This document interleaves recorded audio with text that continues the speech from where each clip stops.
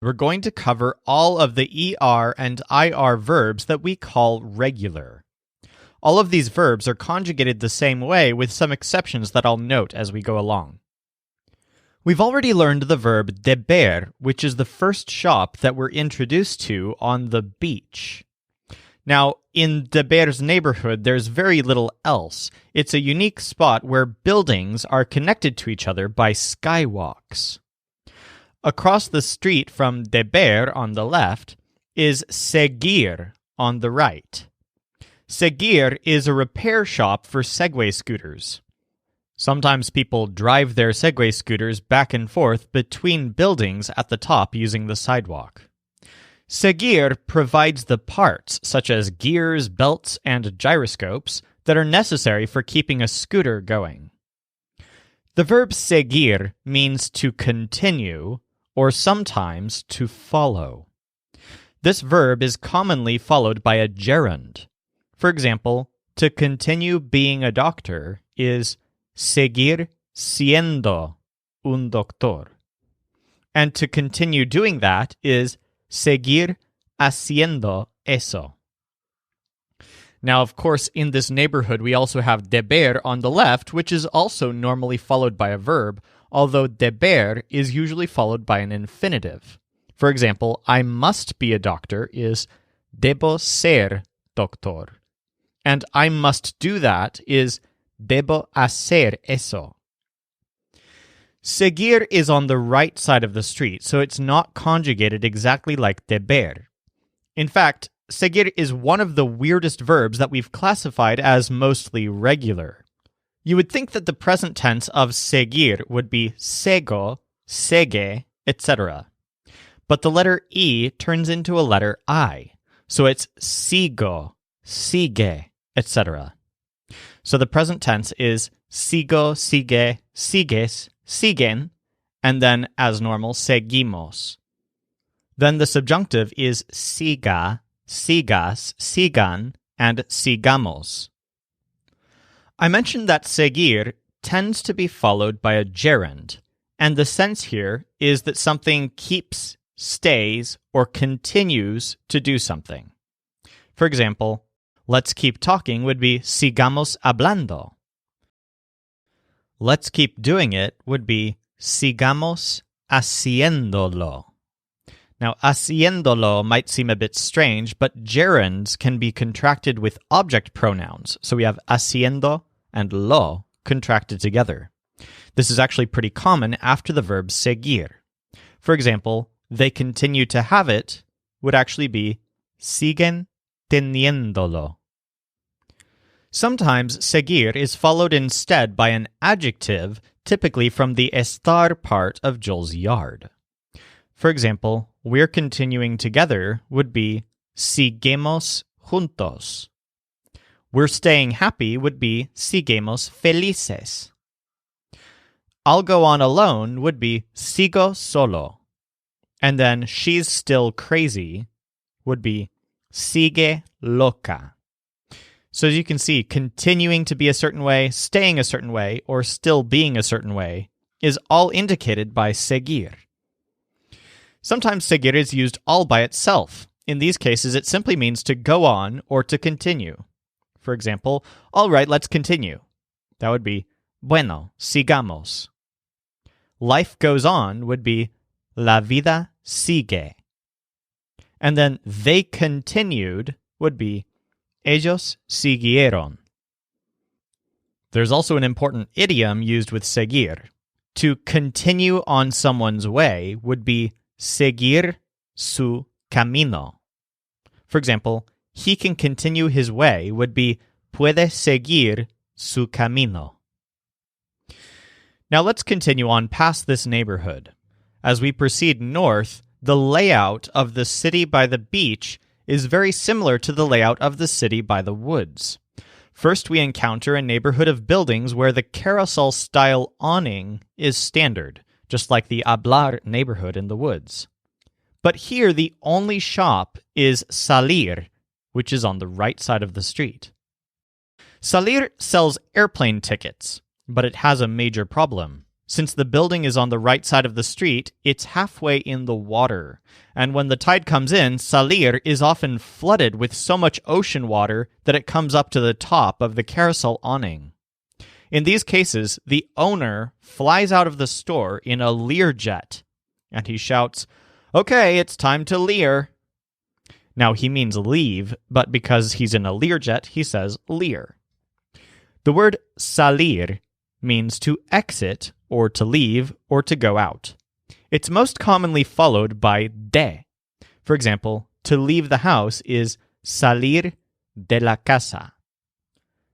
Now again, salir is on the right side of the street, and that's because it does a weird G thing that you've seen before in hacer, which has hago for I do, and then also decir, which has digo, and tener, which has tengo. So there's an inexplicable G in some of the conjugations of all of these verbs, specifically the first person present tense, salgo, and all of the subjunctive forms. So salir's present tense is salgo, sale, sales, salen, and salimos, which is normal except for the salgo. But then the subjunctives are salga, salgan, salgas, and salgamos. Make sure you're familiar with this pattern. So if the first person present tense has this strange change, that change applies to all the subjunctive forms as well in verbs like this. The verb salir is typically followed by de, like the verbs hablar, trabajar, and so on. For example, he leaves from the house would be sale de la casa. Now, do you remember what we encountered after the hablar neighborhood with the carousel awnings in the woods? The next neighborhood was entrar and pensar, which used carousel horse transport.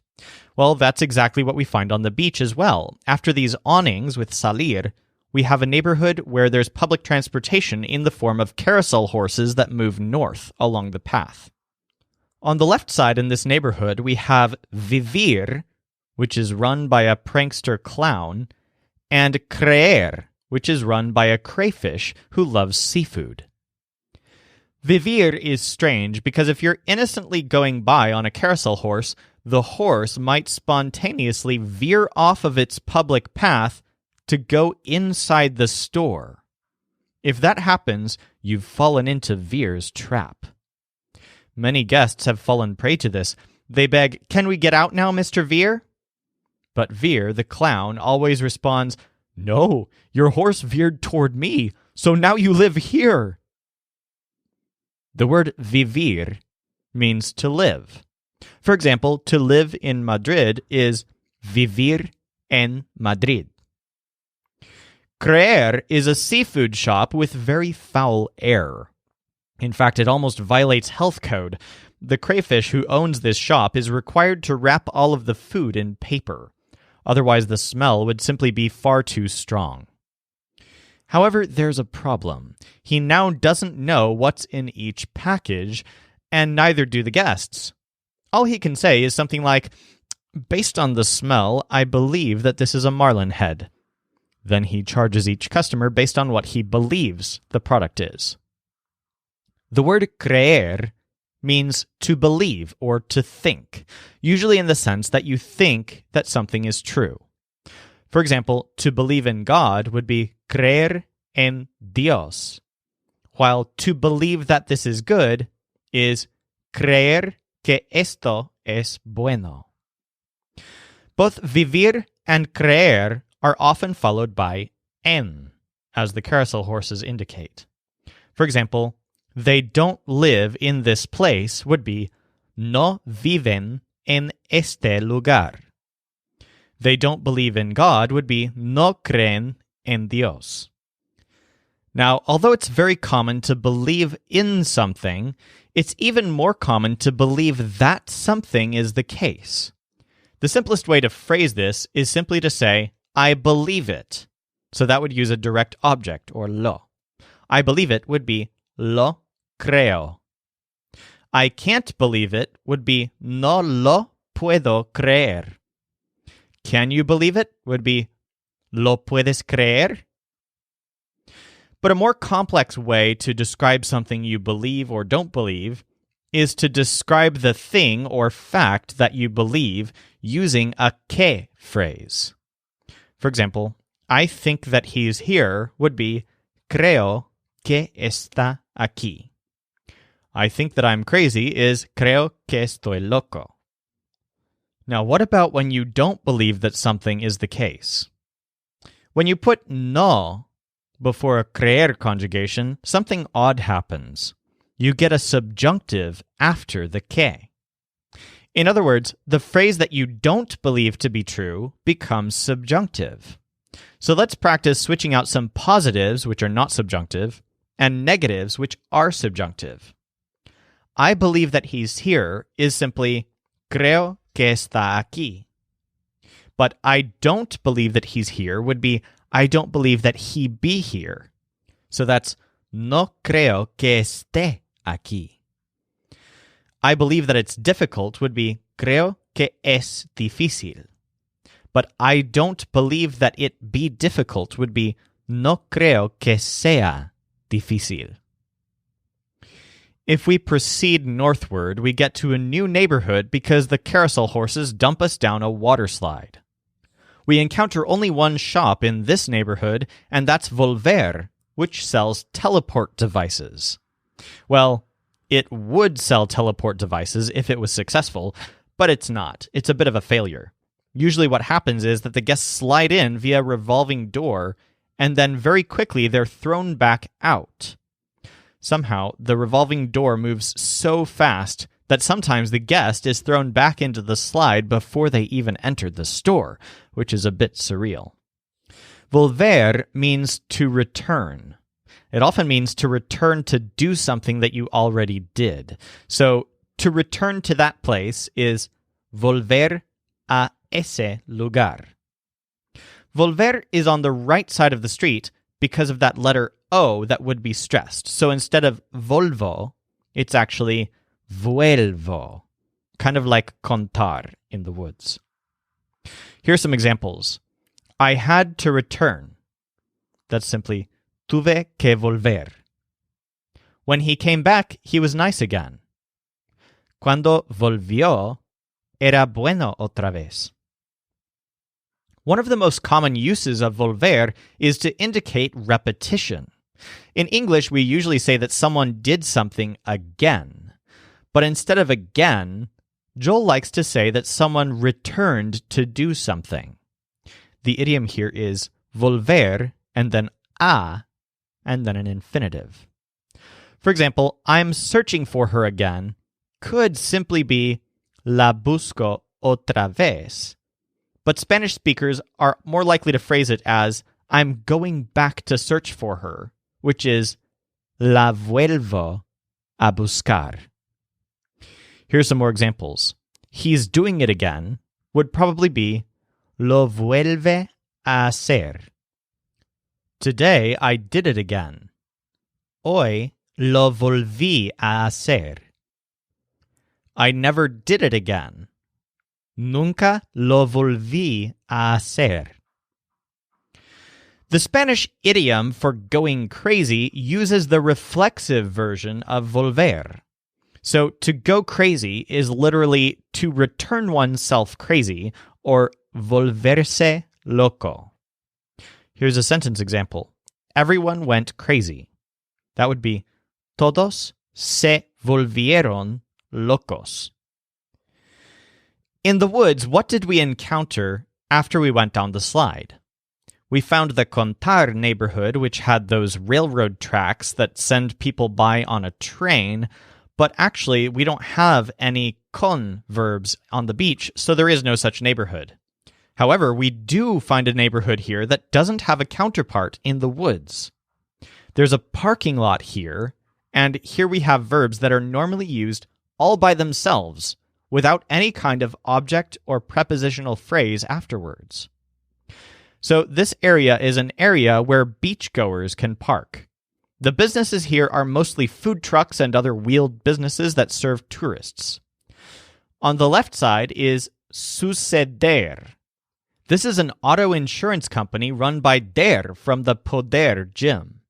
he convinces tourists that cars are often struck by lightning here, which isn't true, and he charges 100 yen to give them special lightning insurance just in case that happens. So remember that phrase, just in case that happens.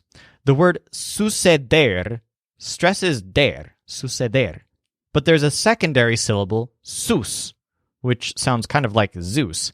So suceder means to happen. For example, that happened is eso sucedió. Now that's on the left side. Just across from suceder, on the right side, is morir, which is a funeral hearse. The owner, morir, charges 50 yen to carry away any dead bodies, for example, when someone drowns in the ocean or gets struck by lightning. But he's not a huge fan of dead bodies. He always emphasizes, the body goes in the rear of the truck, not the front. Morir means to die. Remember that emphasis on rear, so you think of someone dying and being put in the rear of a hearse. Next to morir is dormir. This is a mobile dormitory for meerkats. In Yol, the meerkats usually have an easy time burrowing and sleeping underground, but remember that this is a parking lot. Here, there's no place to burrow. So this little van provides some nice tunnel-like compartments where the meerkats can sleep.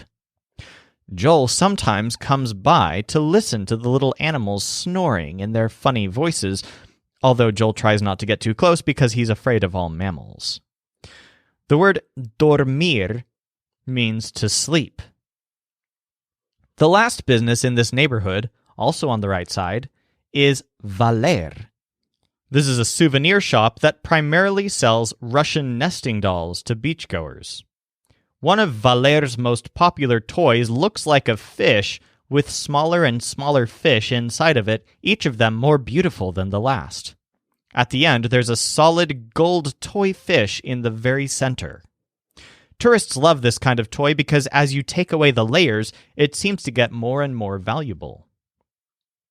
Valer is an interesting verb that means to be valuable. This is actually pretty common in Spanish, and you'll become familiar with many uses before long. Now, again, suceder is on the left, so it's a completely regular verb conjugated exactly like deber. But the verbs on the right are a bit different. Morir, with the present tense, has a stress on ue. So, muero is I die, and mueren is they die. Dormir also does this, so duermo is I sleep, and duermen is they sleep. Meanwhile, valer has the strange G thing going on, so I am valuable would be valgo, and they are valuable is simply valen. Now, you aren't likely to use valgo very often because that's just not how this verb is used. We'll find out how it's used in a minute or two, but you are likely to have to use valga, valgan, etc. as the subjunctive forms once in a while. Now, as I mentioned, all of these verbs aren't typically followed by any sort of object or prepositional phrase. Instead, they're just preceded by a subject noun. It's easy to put an adverb afterwards as well, such as mucho for a lot. For example, to say, this is worth a lot, you would say, esto vale mucho. Or this thing is very valuable would be, esta cosa vale mucho. That happens a lot would be, eso sucede mucho. The parents were sleeping a lot would be, los papás dormían mucho. And my sisters are sleeping a lot would be mis hermanas duermen mucho. Let's also visit a quick morir example. His uncle died. Su tío murió. Now actually that's pronounced as murió instead of morió, just for the sake of pronunciation. But for the most part, this verb is quite regular. There is something strange about morir, though. For no explicable reason, morir is often found reflexive. It really isn't supposed to be, but native speakers express it this way quite often. For example, to say, don't die, Someone might say, no te mueres. You could simply say, no mueres, but for some reason, native speakers often put the reflexive pronouns on. To say, they died, you could say, murieron, or you could say, se murieron.